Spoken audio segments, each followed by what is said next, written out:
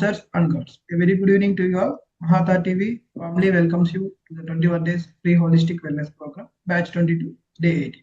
So before commencing the session, I would like to say pranams to you all and to our Guruji Ranganath sir, our Grandmaster Maharshi Patriji, our great Grandmaster Mahavatar Babaji, and to all the great Grandmasters and to the universe. So it is indeed a moment of immense joy and honor to welcome our esteemed speaker, Anupam Madam, once again to Mahavatar Foundation. Madam will take us to a journey through one of the most profound spiritual classics of all time, Autobiography of Yogi by Paramsa Yogananda. So this is not just not just an autobiography. So it is a timeless guide that bridges the gap between East and West. So between science and spirituality. So millions around the world have been transformed by its wisdom, finding inner peace and purpose in its pages. So Madam today carries out not just the knowledge of the teachings, but also the passion to inspire us and uplift us through them. So with the great respect and anticipation, so we warmly welcome you, Madam, to enlighten us the insights of from the autobiography of Yogi. Over to you, Madam. Thank you so much. Thank you. So, once again, thank you everybody for being here, and thank you for this opportunity. Good morning, good afternoon, good evening to all of you as per your respective places, and pronouns to everybody. So I'm really blessed today to really talk about my Guru Yogananji and his autobiography of Yogi, which has inspired many millions of people on this earth, and so beautiful. It's just just like a story. We just keep on hearing, and as many times we do it, it is more and more we like to do. So thank you so much. So we'll begin this session with a meditation. Let's meditate for some time, and then we will start with the Swadhyay. Yeah, is that okay? Okay, sir. So I just request everybody to take your asana, any sitting position where you are comfortable with. You can sit cross legs on the floor if you are comfortable, or you can take chair, sofa, whichever is comfortable to you. So as you sit on the floor and take a asana, take a sitting, anything. A blanket will also be good enough, which is the best actually. You can sit over it and cross your legs, sit in a comfortable position, anything that you feel good, comfortable. The whole idea is that we can go into meditation and not have our mind into our body or something which is bothering us. So be comfortable. If your legs are down, and you can just sit cross legged, ankle over ankle, gently and softly. Before that, you can just put your specs down. If anybody is using specs, please put them down. We don't need them anymore. We'll just go inside, take a U-turn of your senses within, and gently let's close our eyes. Go deep within us, calmly. Anything is morning for most of the people, so calmness would be there, or there would be a lot of it which may be bothering the mind of the whole day, what we need to do. But let's put them all aside for now. Everything, all our errands, all our work, whichever needs to be done, can put them aside. And just this is such a beautiful time, precious time that you have taken out for yourself. Let's go within. So you turn your senses within. We'll see within, we'll hear within, we'll feel within. Nothing outside. Shed all the worries, shed all the things which you need to do, all your task worries, everything outside right now. And only your thought over your beautiful, gentle breath.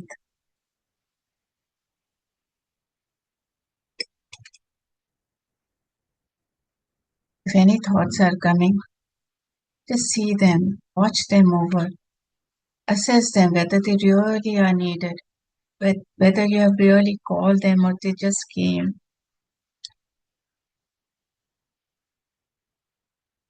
And send them to light if you no more need them. If you have learned what you needed to learn, be calm.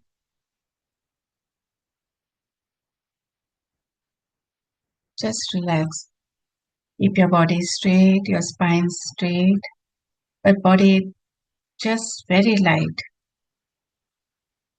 No stress, no changing of breath, no making hardened positions, postures. Just de-stress your body.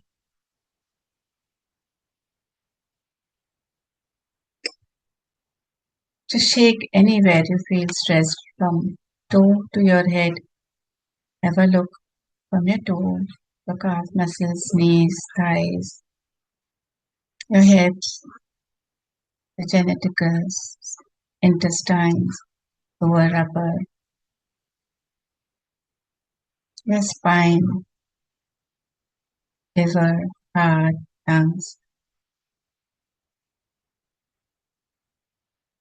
your bones, your hand fingers, and anywhere on your neck, shoulders, face, any part you are feeling stress, just release that stress by shaking that face. Little movement and you will get de-stressed. And calmly, gently, again bring your focus on your breath. With a smile on your face, gently. As you smile, you become lighter, relaxed. Feel the joy of taking out time for yourself, being present in this time. Just be present. Connect to your only present.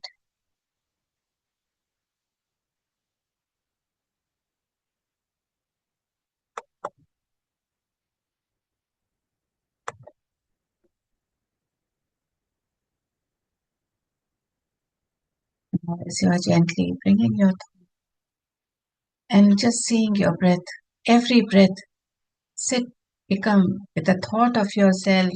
See yourself as a small, very small little being sitting on your nose, watching out every breath that it comes in and as it goes out.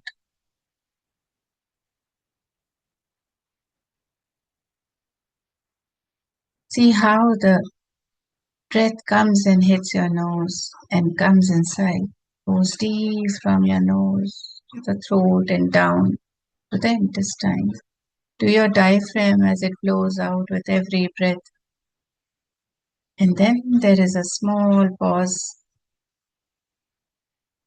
Bring the awareness to that pause. And then how the breath moves out, moves slowly upward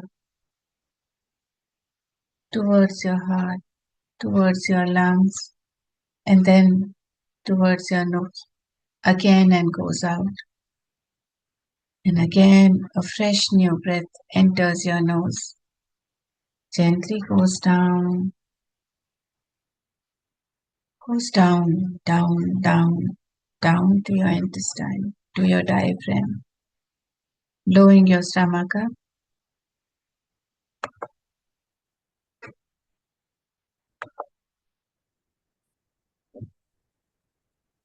And with a gentle pause there, again start rising out, taking all the toxins with it. Anything that you don't want, be it fear, be it health issues, be it lot of thoughts, anything which is just haunting you. It takes it with it and goes upwards to your nose and then out from there. You're feeling lighter and lighter with every breath it goes out. More relaxed than the previous one.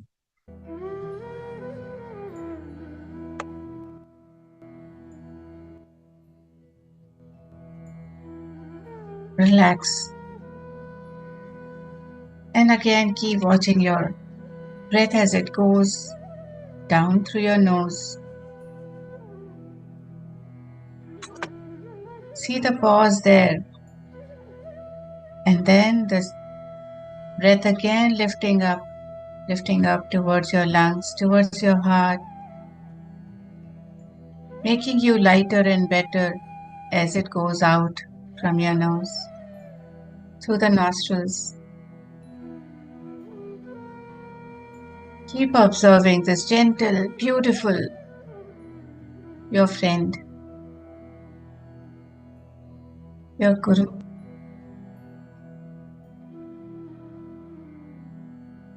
The cycle goes on.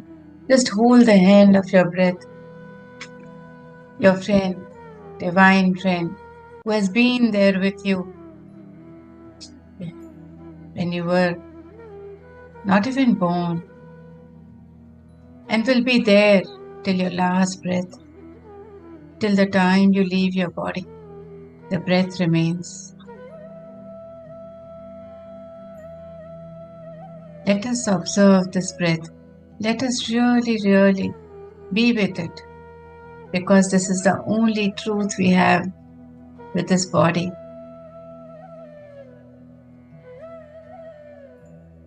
Observe your breath, it goes inside, through your nostril, deep down to your stomach, and as it goes down, your stomach blows. And then there is nothing, neither the breath, nothing is there. No inhalation, no exhalation. And with a gentle pause, again it rises up, rising up to your lungs, to your heart. And then it goes to the nostrils and again goes out, making you lighter, better, relaxed. Keep watching this cycle. Be with your breath.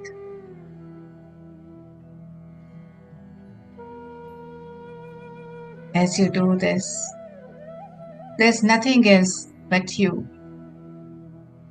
Your true self, and nothing else.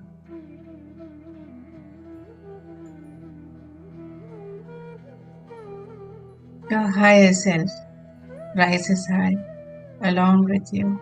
Along with every breath, you connect to your higher self.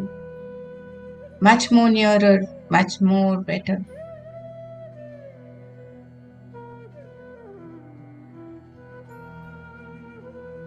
Relax.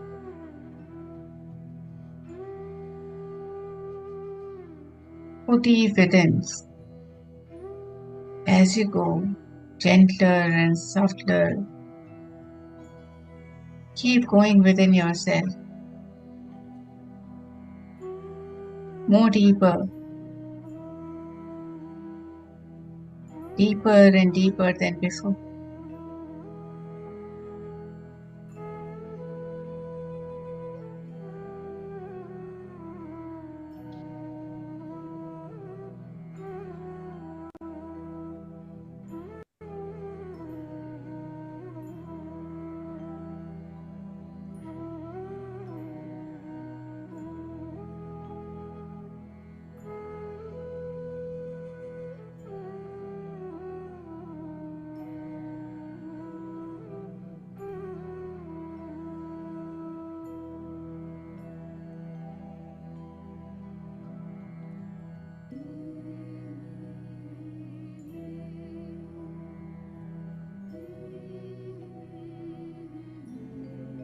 Connect to yourself, your true self. As you go hand in hand with your breath, you're going deep within, finding your true self. Connecting to your higher self.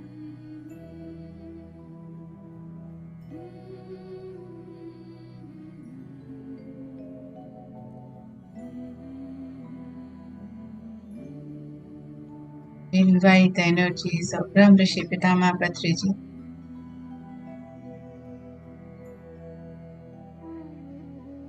Parampita Parameshwar Jagannatha, the divine energies of Mahavatar Babaji, Lahari Mahashaji, Swami Shri Yukteswarji, Gurudev Paramahansa Yoganandji, and all the saints of all the religions. We bow to them.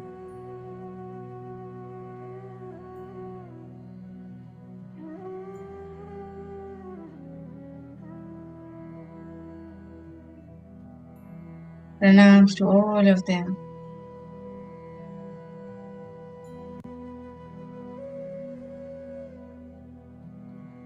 As we go within, we raise our consciousness and connect to theirs.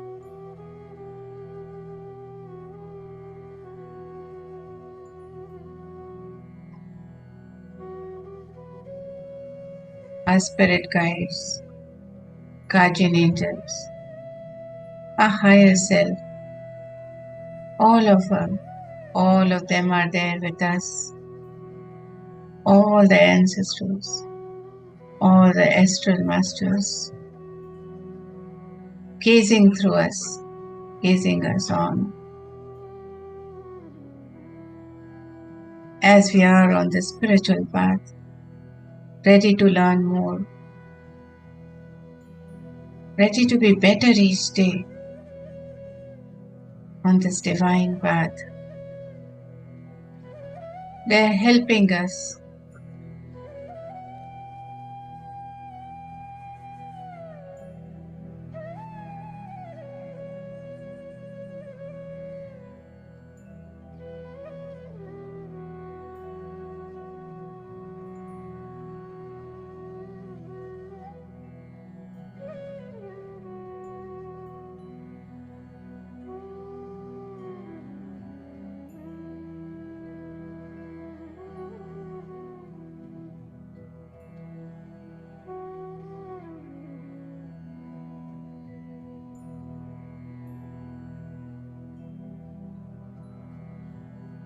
Keep going within as you become more calmer,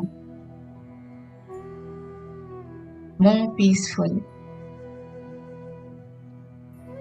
more joy in your heart.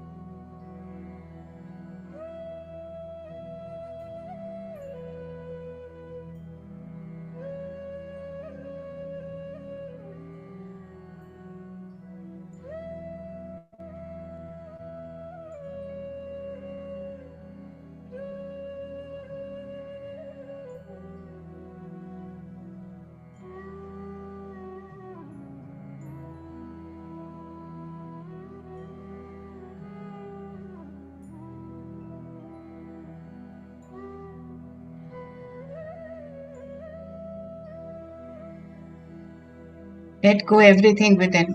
Let go anything that is bothering you. Let go all the pains. Let go all your ego.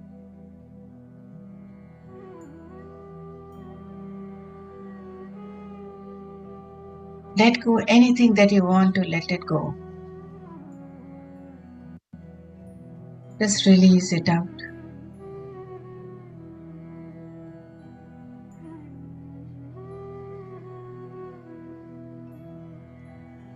More Shanti, more peaceful.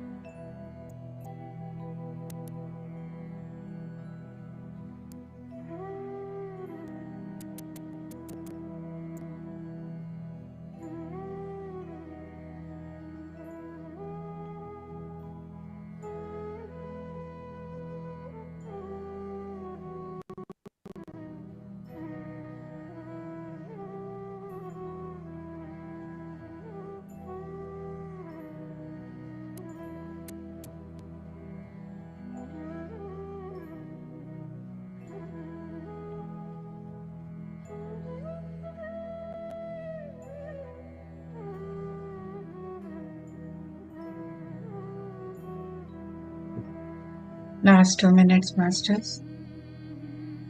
Just feel the joy. Feel the presence of your true self, your higher self within. Feel the energies of the masters with you.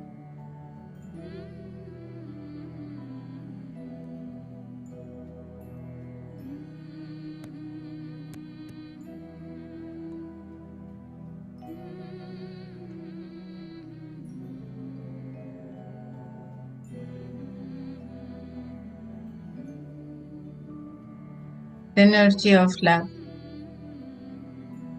through which we all are born, and that is in the air, everywhere around us, in every being, every non-being. Everything that is there in this material world is made of love. Feel the love.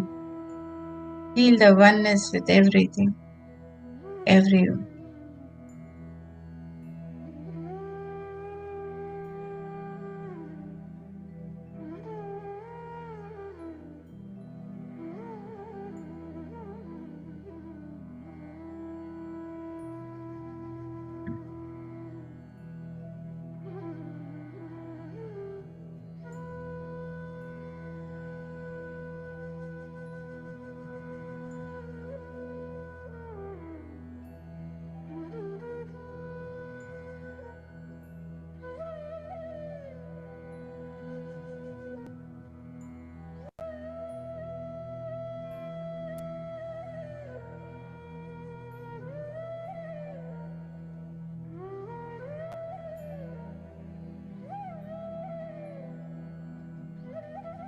Slowly we'll start coming back to this worldly consciousness.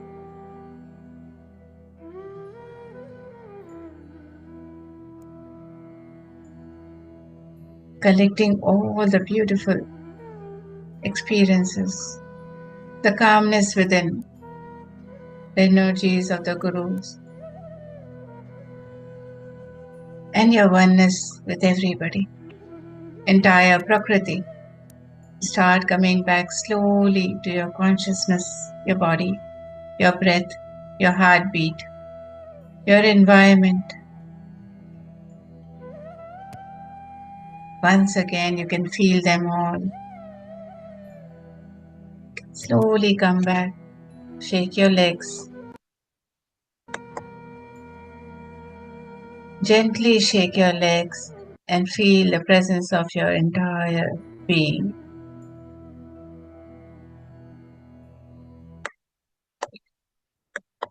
Unclench your hands. Bring them to Namaskar Mudra, the prayer mudra. Rub your hands gently and let's pray with this entire consciousness of peace. May the divine bless us all. May we be able to awaken everybody towards the God's love in all hearts.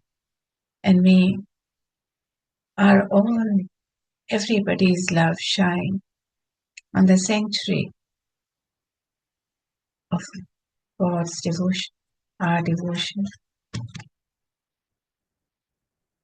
May we awaken all the hearts with true love.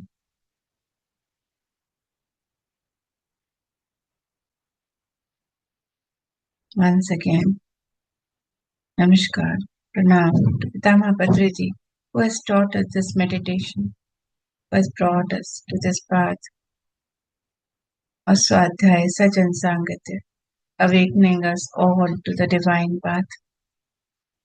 We bow to him. Gently rub your hands and put your palms on your hearts. 5, 4, 3, 2, 1, 0. Take the energy to your face, your throat, your heart, the entire body, wherever you feel it to be taken more. And bring your palms back to your eyes. Gently open the eyes in your palm. And be back with lots of love to yourself. Lots of love. Hug yourself. Thank you so much. Thank you, masters. Thank you, everyone.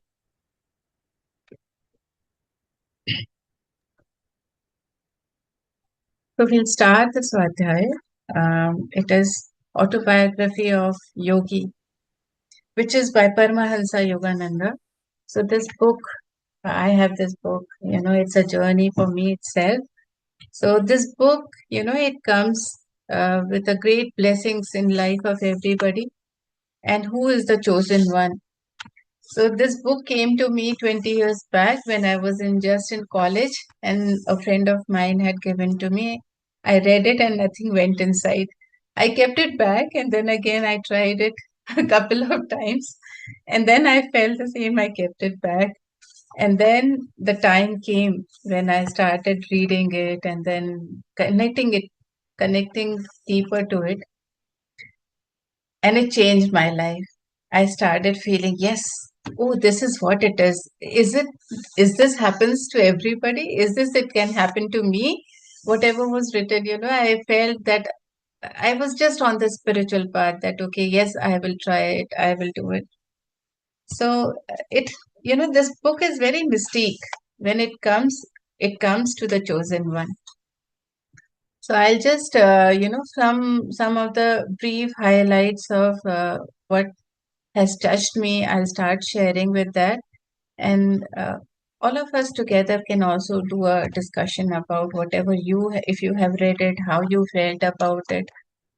So, Paramahansa Yogananda, he has written this book about his life, how his spiritual path had been, and how he moved on to it every day, and how it ignited on in his heart. So does so it is his spiritual journey. A lot of experience which is here written in this book is through on the way that he treaded the path of the spiritual path, and some of them are the astral travel experiences that he had during his meditations. So starting with Paramahansa Yogananda, the first chapter is about himself, that his parents and how his early life have been. Something which really touched me was that as a child, when he was a small little child, and he was just a toddler, but being a toddler, he remembered everything of his past life. He was like, he felt that he is an adult, but he was in a infant body, and he could not express himself, and he felt that helplessness, that he's not able to express. He just used to cry when he wanted to express, and his cry meant so much. And he says that he recalled everything. He recalled in many languages. He recalled that whatever he wanted to express out, whatever he remembered from his past lives, he wanted to say that out. Something that people were talking about, he would not reconcile with it. And he wanted to tell, but he could not because he was a small baby that time. So he says there has been clear recollections, came to me of a distant life, a yogi amidst of Himalayan snows. He had those glimpses of the past by some dimensionless link.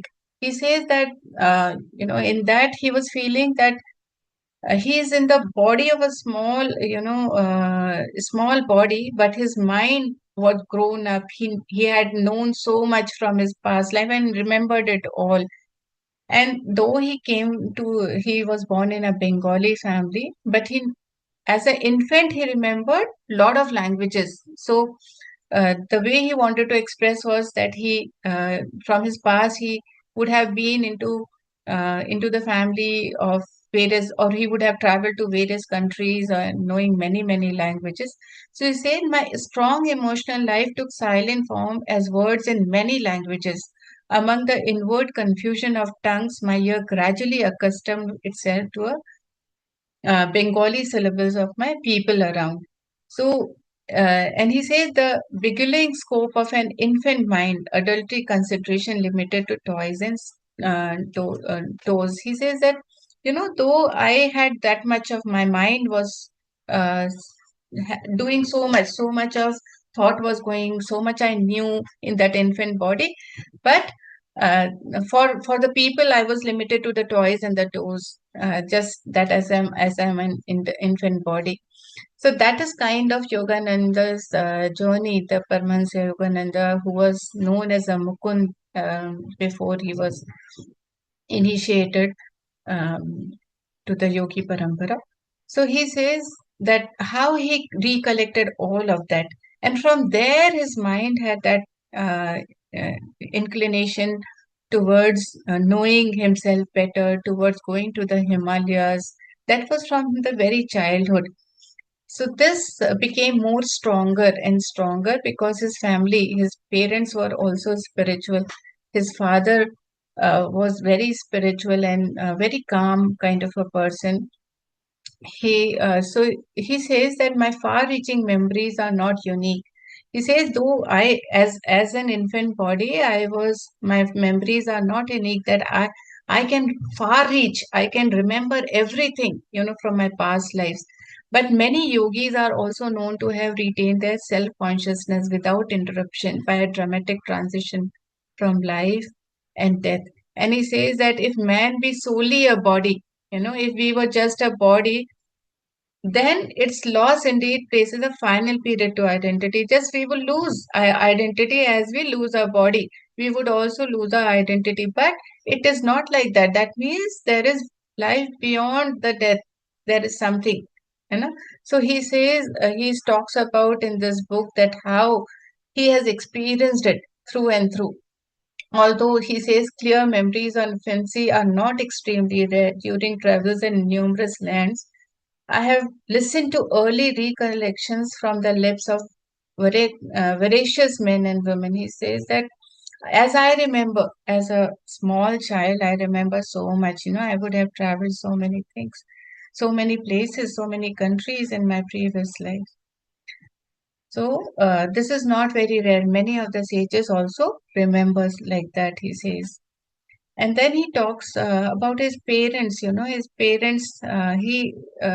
Though he had born in the Bengali family, but he traveled along with his parents to many of the places in India because his father was in a railway. He was in a good position in the railways, Indian railways, and therefore it was a transferable job. So he moved from northeastern India to various places, and they were eight. He says we were eight children, four boys and four girls, and his name was Mukundalal Ghosh as a child. Before he was initiated into by Swami Shri Yukteswara ji. So he was known as Mukund Lal Ghosh. So baby Mukund, he was the second son and the fourth child in the family. So that way, I'm just giving a brief of how his parents were. They were from the Kshatriya caste, which is just how it has been said in the in various, the caste system of Indian places. So he was born in the Bengali family in the Kshatriya caste, and they said that both the parents were very saintly, and they had mutual love, and they expressed each other very nicely, and there was a harmony, parental harmony was there, calmness. So he was chosen, he would have planned his life. We say na, that okay, a soul plans his life, and he would have planned his life in such a way that he was born in a perfect environment, which also helped him to grow into the spiritualism very nicely, very smoothly, both parents helping him, observing him nicely. And he says that in the mother's presence, he said, we tasted our earliest bittersweet acquaintances with the scriptures, tales from Mahabharata and Ramayana. That is how he grew up hearing all of them. So, like that, mother was very kind and open minded. Father was very silent, not much expressive. That is how his family was. So, how we all have planned our life. We have a blueprint which we always plan and then come to the earth, take this body. So each one of us, whatever is happening to us, we have planned, and that is the best for our spiritual growth. Same was there with Yogananji as a Mukund. So he say, so his father, there is a story about how his father was initiated, how his father, who never knew about spirituality, but he was spiritual within. He had that spark within. So he had a friend in the railways, a colleague of him, and he wanted to go for a leave, but he wanted to grant vacation. But he was so when he goes to Yogananji's father, the father denies that. Okay, why do you need it? Why do you want to go? The person wanted to go and meet his guru, Lahari Mahashaji. And since that time, he did not understand much, his father, Bhagavati Das. He did not understand much about all this. So he says, okay, he denies it. And then they were going towards they were walking through the farmland, uh, walking towards their homes. And suddenly, he sees some, his father sees Bhagavati Das, he sees some image forming, a very bright light forming and coming up. And then Lahari Mashe, he materializes his body and just comes, who had already left his body. And he says that he tells Bhagavati Das, why you do not want to grant leave to my disciple, so he says that he does not understand what has happened all of a sudden. And that was the time that he understands that, okay, Bhagavati, he says, the voice says, Bhagavati, you are too hard on your employee. And that voice resonates in his astounded ears, he says, and then vanishes. After saying this much, that entire light which came as a flash of light of Lahari Mashaji materializing himself in front of him and then vanished mysteriously. So then he just falls on his knees, Bhagavati Das, his father, and he says, Lahari Mashaji, and he was motionless. He could not understand what has happened. Then he gives Abhinash, the person who wanted the leave, he says that now I grant you leave, and now not only you will be going, I myself will be coming with you to Banaras. Lahari Mashaji was in Banaras. So that was the power of Lahari Mahashaji, who could materialize himself whenever he wanted to and wherever he can. He wanted to give, just come across and disappear. That is called one of the siddhis. And Lahari Mahashaji had received that siddhi. He had gained the siddhi through his spiritual practice. The next day, when they go together with his wife, Bhagavati Das ji, Yogananji's father, he goes along with his friend to Banaras and then meets there, and that is where they go there, and then when they meet, and then Bhagavati again, same words again. He says, Bhagavati, you are too hard on your employee. And so he says, and then Lahari Mashaji says to him that I am glad that you have allowed Abhinash to come, and also that you have come along with your wife, you have accompanied them, and you have come here. I have been waiting for you. And that time he initiates Bhagavati Das, Yogananji's father, to Kriya Yoga. That is how they become the disciple of Lahari Mashaji. So why I'm giving this background is that what helped Yogananji, how we get help, we don't know, right? Sometimes we in our spiritual practice, we are getting some help from somewhere because of our parents, because of our ancestors, somewhere, in our DNA, those things are there. And that helps us to move in our spiritual practice. And Lahari Masha, then he took a definite interest in the birth of Yogananji's.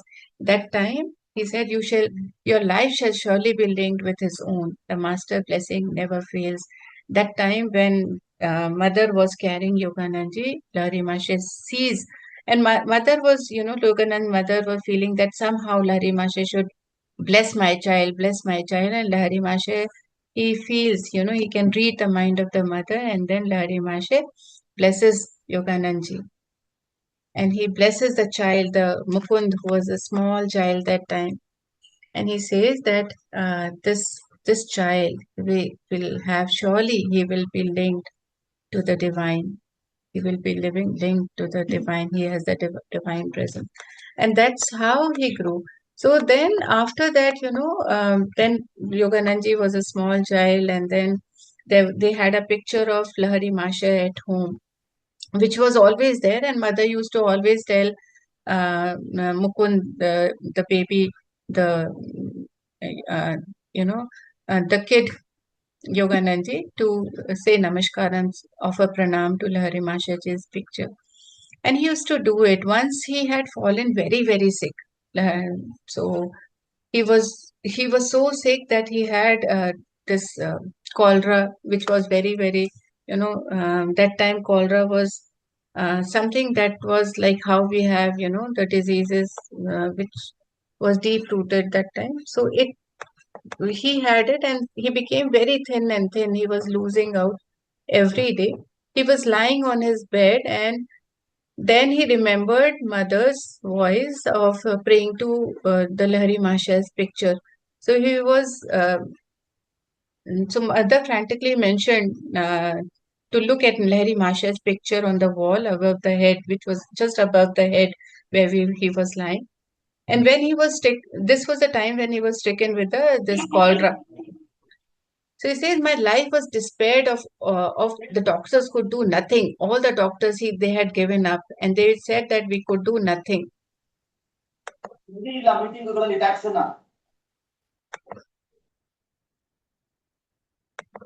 So what happened is that time when this happened, then he said that I bowed to that picture, because mother had been telling him, no, how it is like how we parents nurture our children, that okay, just bow in front of have believe in the gurus, have believe in the divine. So that time he just remembered he was lying on the bed, and he was so thin that he could not even breathe. He could not even open his mouth.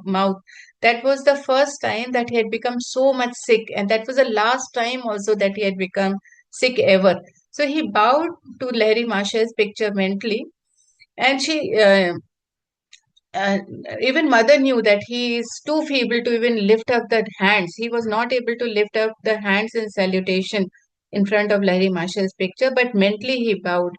And he said that if you really show your devotion, mother was telling him, if you really show your devotion and inwardly kneel before him, your life will be spared. That was his mother's words to Yogananji. As he gazed the photograph of Lahari Mashaji, he saw a blinding light, a very bright light came coming across from Lahari Masha's picture. And that bright light completely enveloped his body and the entire room wherever he was. And then, the nausea, the vomiting sensation because of the cholera which was happening, and the other uncontrollable symptoms which was there in his body, all disappeared as the light covered his body, which came from Lahari Mashaji's picture. And he said that at once I felt strong enough to bend over and touch mother's feet in appreciation of her immeasurable faith in her guru. Because of her mother's faith in the guru, he said mother pressed her hand repeatedly against the little picture.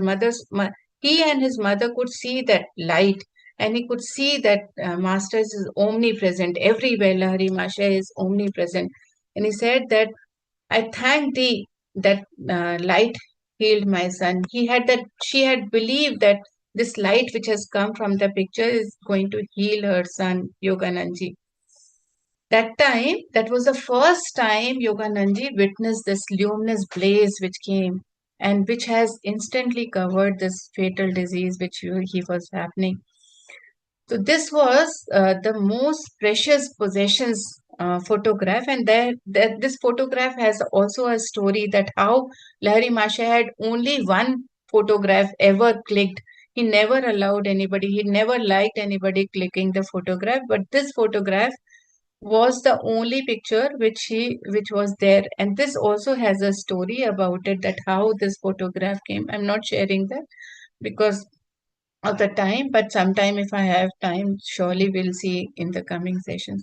So it says that this photograph was given to his father by Lahari Mahashaya himself had given this. And this had holy vibrations. This picture has holy vibrations. Even the autobiography of Yogi has that picture. This book also has this picture. And this is the so then, this belief of Yogananji in Lahari Mahashaya grew. He that not only it grew, it also uh, you know uh, had ignited the faith that how Lahari Mashaji hearing the story from his father, the uncle Abhinanji, how he told that how his father had met his guru, how he came in that Gorakhpur fields, and that is how they went to Banaras and met. And then the second incident of his he completely getting recovered when the light had covered his body, and after that light when went back to the picture, after that Yoganandi completely recovered and became stronger much before the cholera had hit it in him. He had become much stronger than that in just one instant. So that is how the power of mind, the power of prayer works. He has shared in this book. Then the next thing he talks about is the power of his will. He's talking about one of the experiences he talks about in this book is that by the power, one of the time when what happens is he was with his sister Roma, and they were seated in the early morning near the under the neem tree in the Gorakhpur compound near their house. Both brother and sister his sister Uma, and he was sitting, and the sister was helping him in the Bengali premier, and they was gazing at on the fruit trees and the birds around them. All of a sudden, he said that Yogananji, there was a boil on Uma's hand, on her leg, and he said that she brought a jar of ointment and started rubbing that ointment on the boil which was there on the leg. Then Yogananji just took it little bit and started putting in his forearm. So then the sister Uma says that why are you putting it? I have a boil, I am putting it, it is okay. But why are you putting this ointment on your hand, on your arm? He's then all of a sudden, out of the blue, he just talks. Yogananji says that, well, sister, I'm going to have a boil tomorrow. Just where a naughty Yogananji, naughty Mukund says that I'm going to have a boil tomorrow. I feel that is why I'm rubbing it, and I'm testing your ointment on the spot where the boil will appear. He just says it like a small boy talking something like that. Then sister says you're a liar, and then when she says like that, she said, "Don't call me liar." Mukund says, "Don't call me liar until you see this, whether it happens on tomorrow morning or not. Till then, you don't tell me liar. You cannot tell me liar like that." So Uma, she was also very young that time, though elder sister, but was very young. So when Uma was unimpressed about how he was talking, Mukund was talking, and thrice she repeated that taunt which was happening, that you are a liar, and which went into the mind of Yogananji, and with the power, with the entire willpower, he says that tomorrow I shall have a fairly large boil in this exact place of my arm where I am putting this balm, and your boil shall swell to the twice its present size. With that power of will, he talks like that. He didn't even realize that he had spoken those words with the entire willpower within him. So next morning, what happens is the boil which was there on the sister's leg, that actually becomes double. And Yogananji also gets a boil on the exact place where he was rubbing the balm, just being kiddish and just playfulness. But now that boil has appeared. The boil So he says that, Mukund has become, so sister becomes, she feels very, very fearful and goes to running to the mother and says that Mukund has become uh, he's doing a black magic kind of thing. And gravely, mother instructed him never to use the power. That time, mother realizes, whether because mother was already very spiritual, mother realizes what has happened and she knew what has happened. So she instructed very, very, uh, you know, um, sharply to Mukund and says that never ever use the power of words to doing harm to anybody. And Yogananji says that I have always remembered her counsel and never followed it. He says, always I remembered that I will never use this power of words doing harm for anybody. So today also, when he grew up, he remembered those words from that small incident which has happened where the boil had become double of in sister's feet, and it came as a present on the arm of the Yogananji. Says then after that, what happens is the scar was there, which was still there on his hand, on the right forearm, and which constantly reminded him that he shall never use the power in man's sheer words. He will never use words just as a sheer word. It has a power. Every word has a power. That from that small incident, he learned that, and he always remembered that every word are so powerful. It has energy. So like that, there was another incident which had happened where both of the children were flying kite, and sister both, Uma, his sister, and they were standing in the balcony of their house, and they watched. The kites are normal, in India in certain period of time, especially in February, Sankranti time, and many others, especially in Calcutta and certain places, kite flying in Rajasthan and all states in India. Kite flying are very normal, so that time both the children were also there, and they were standing in the balcony. So in the prayers, all of a sudden, Yogananji, he sees a kite flying there, and he says that I watched two kites flying over the roofs of the building on the opposite side of a very low, narrow lane. There was a narrow lane between the two buildings, one opposite side of their balcony and one their building. So between that, there was a narrow lane, and he was seeing the kite flying from the balcony. So Uma says that, why are you so quiet? I'm thinking how wonderful it is that Divine Mother gives me whatever I ask. Yogananji was very naughty as a child also, and very clear in his thought as well. So he says, I'm thinking, how nice it would be that Divine Mother gives me whatever I ask for. So says that, I suppose she would give you those two kites, sister says to him, that I suppose you're thinking that those two kites you will get it, and Divine Mother is going to give you that. Yogananda says, why not? Yes, I made silent prayer that I get that position. I possess those kites.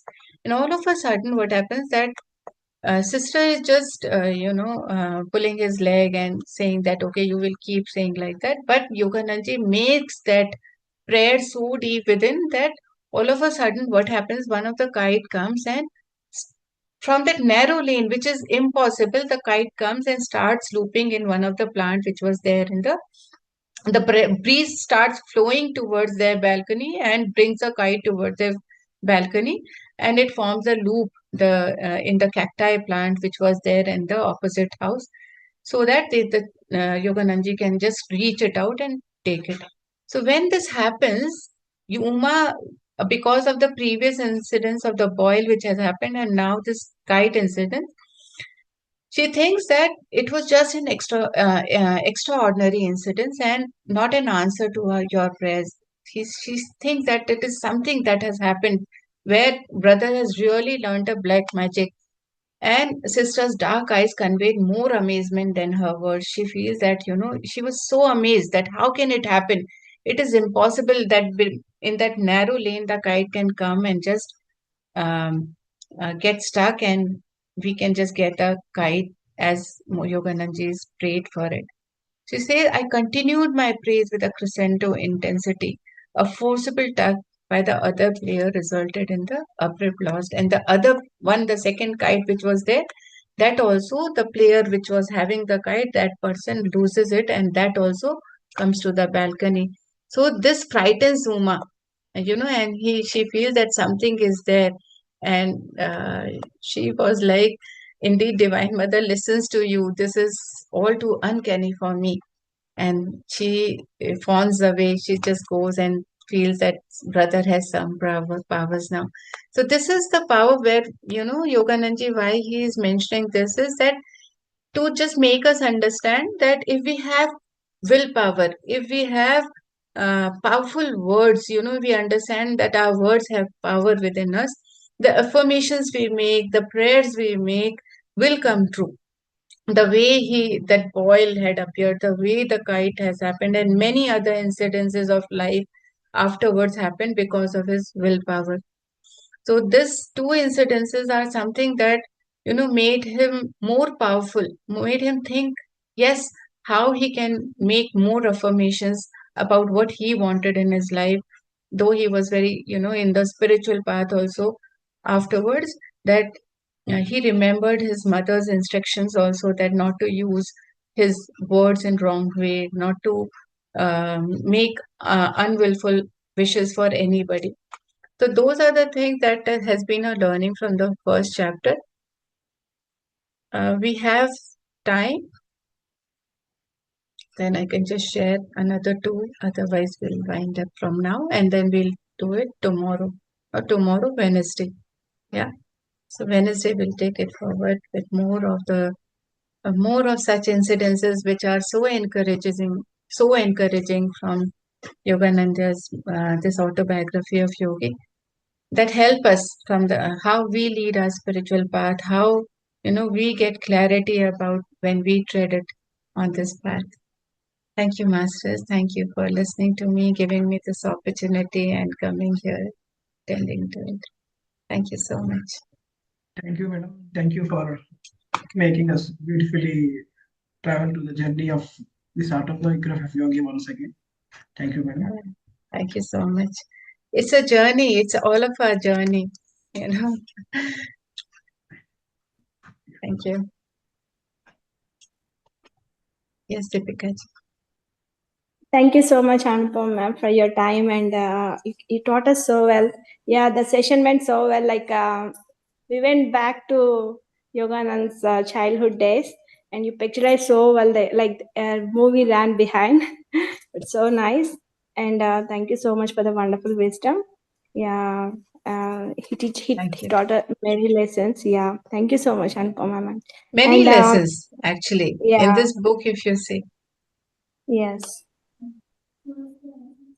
And he has spread spirituality to the West, and how all the great persons, the people they were normal became great persons after coming and meeting our gurus in India. Yes. So the Apple Vivo, for example, the Facebook. Yes. All those And persons. Yeah. Even the Kriya Diksha, how his father got Kriya Diksha. That was again the destiny of him, that how Lahari Mashaji just appeared in front of him, because he was meant for it. Even Yogananji's father was meant for it. He was born for it. And that's why he went with Abhinanji and he got initiated into Kriya Yoga, because again, we choose our parents. We say that every child chooses his parents, and a lot of things happen in our life because of our own children.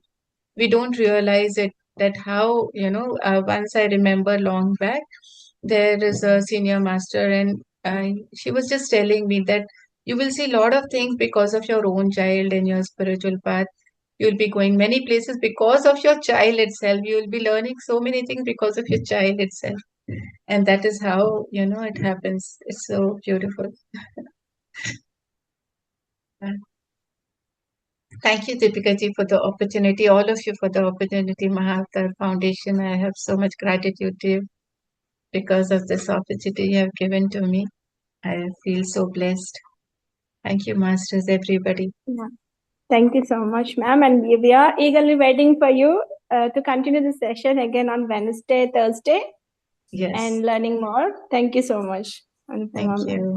Thank you. And thank you all masters. Yeah, masters, if you have you want to share any experience, please come forward.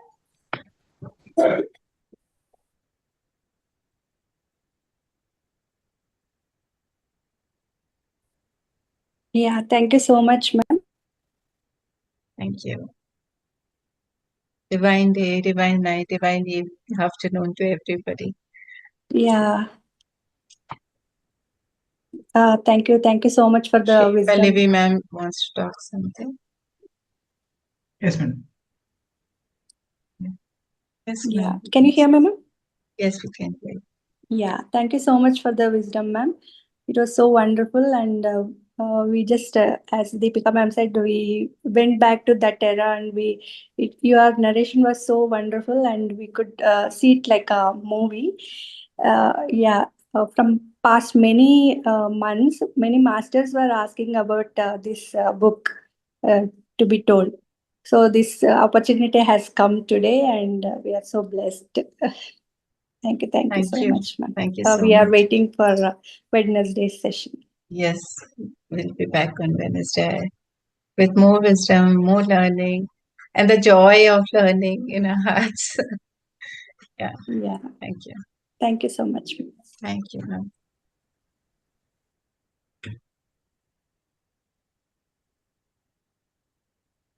Thank you, madam. Let's thank Universe and Mahavatar Foundation for giving us this platform to learn wisdom from many masters. And let's thank all the masters who have attended the session. Thank you all. See you all tomorrow. Yeah.